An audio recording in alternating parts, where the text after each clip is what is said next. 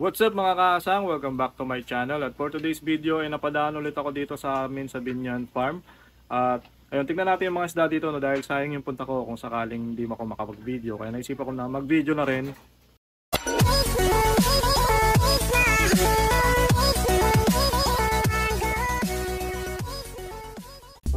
So ayun, no, kaka-update ko lang naman sa inyo no, kaya hindi ko na rin na-update kayo isa-isa. Gusto ko lang silipin yung iba nating isda na nilagay, kagaya nitong mga shrimp natin dito na ang daming ang daming lamok. Shrimp natin at may mga shrimp pa ba tayo dito?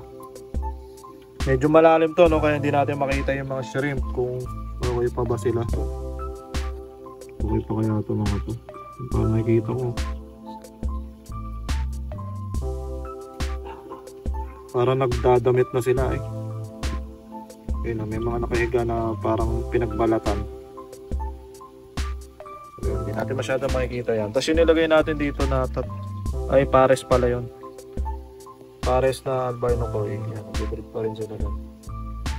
Tapang fry. Tapos yun, ganda ng ano natin dito, ng pond natin dito, ng mga goldfish. Lino ng tubig, pati itong isa. Yung mga balon molly natin. Medyo maliliit pa rin sila, hindi pa rin. Siguro next week kukuha na talaga ako, promise. Yung iba, yung medyo malalaki na, kagaya nyan. Meron tayo dito mga tricolor. Tapos marami kasi kulay black.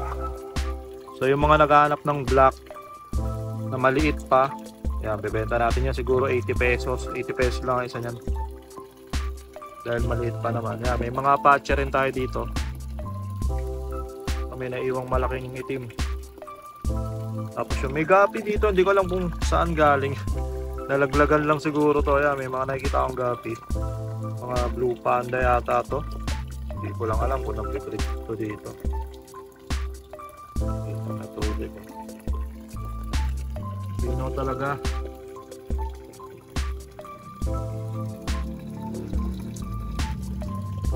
Pumurata lang tayo dito. Sa mga nagtatanong no, paano yung maintenance natin, hindi ko naman to wina-water change eh. Siguro kaya malinaw yung tubig dahil doon sa mga lumot. Hindi ako nagwa-water change dyan. Hindi ko rin yan, yun no, yung mga dumi na yun. Hindi ko sinasipon yan. Ito lang ang filter niyan. Tapos yun, no, maalala ko nga pala, no, marami nagtatanong sa akin dito sa mga tubs na to kung paano daw pag umulan no, at umaapaw daw ba. Ito kasi mga tubs na to, eh, nauulanan talaga siya at yan, nakikita nyo, naawawan naman. Wala namang kaso yun kung magkaroon ng rainwater yan. Dahil natural lang din naman, kung nakatira ka sa ilog, eh meron naman din tubig ulad yun. So, parang natural lang na ano nila, na habitat nila yan.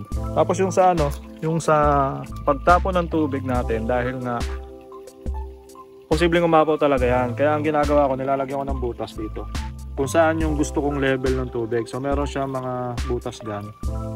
3 butas. So ang mangyayari dyan, pag umulan, tataas yung tubig. Unti-unti naman siyang lalabas dito. So may iwasan natin yung makalabas yung mga isda. Dahil pag dito umapaw yan, syempre mas malaki yung part na umaapaw. At mas malaki din yung chance na makalabas yung isda. Pero dito kasi hindi naman kasya yung mga ano natin. Yung mga breeder size natin.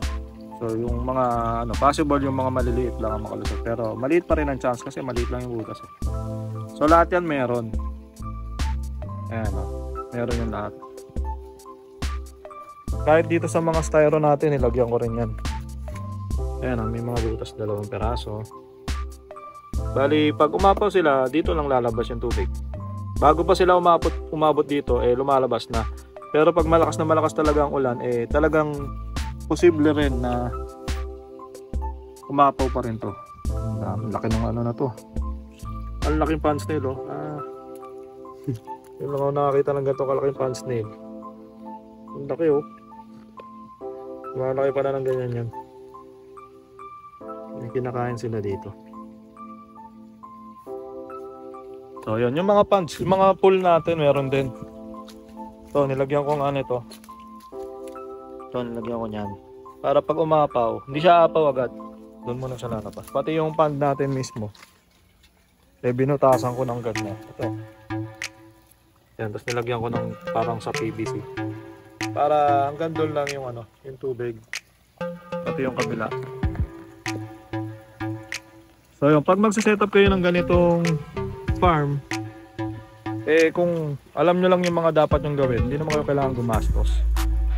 Kagaya niyan, ito wala naman itong mga filtration. Ay meron siya filtration, isang ano lang, sponge. So isang kiddie pool, isang sponge. Pero makita nyo naman yung tubig ang linaw, di ba? Depende kasi sa isda na ilalagay nyo yan. Ngayon, kaya meron ako dito naka-overhead kasi yung mga goldfish ko, mas maganda na may overhead kasi pino yung tae nito eh. Kaya mas maganda mag-filter siya noon nung drum na yun. Dito meron dati kasi goldfish din to. Pero nung pinalitan ko ng balloon molly, eh hindi ko na pinabitan ito. So isang malaking sponge lang para dyan. Pero linaw ng tubig niya at wala nagkakasakit na isda. Dito naman, pwedeng walang sponge to. Nilagyan ko lang din para mas maigi. Tsaka isang pump lang naman ako dito. So nilagyan ko na lang din yan para kahit papano meron siyang filtration. Pero kahit walang filtration, eh pwede yan. Kagaya nito mga styro natin dito. Yan. Walang filtration, no. Kaso possible din na dumumi at lumabo yung tubig. Kagaya nitong dalawang bago na to. Ito, ayan, medyo malabo na yung tubig niya. Yung mga shrimp natin. Hindi ko lang para palinawin yan. Ito malilinaw pa. Meron din mga ano yan. Meron din silang mga filtration. Mga sponge. So ayun, ano ba sisilapin natin ito. Nasilip na natin ito dati. Ito mga ano natin, ang lalaki na pala ng mga fry. Ano ba tawag dito? Mga leopard snake skin. Lalaki na ng mga fry nila. Kaya ako na lang dito dumami yan dyan. Gapis natin na napakadali paramihin. Silipin din nga pala natin yung mga ano natin dito. Nakakatawa tong mga danyos natin dito. Na yan nga, dyan ko nilagay yung mga blue natin na blue leopard.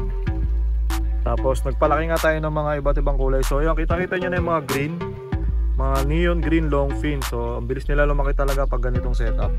Tapos yung mga kasama nila, mga pink tsaka blue, ayan, naglakihan na rin. At ang dami nila, no. So yan, yung ano talaga eh, gusto ko mag-focus kasi doon sa mga neon green.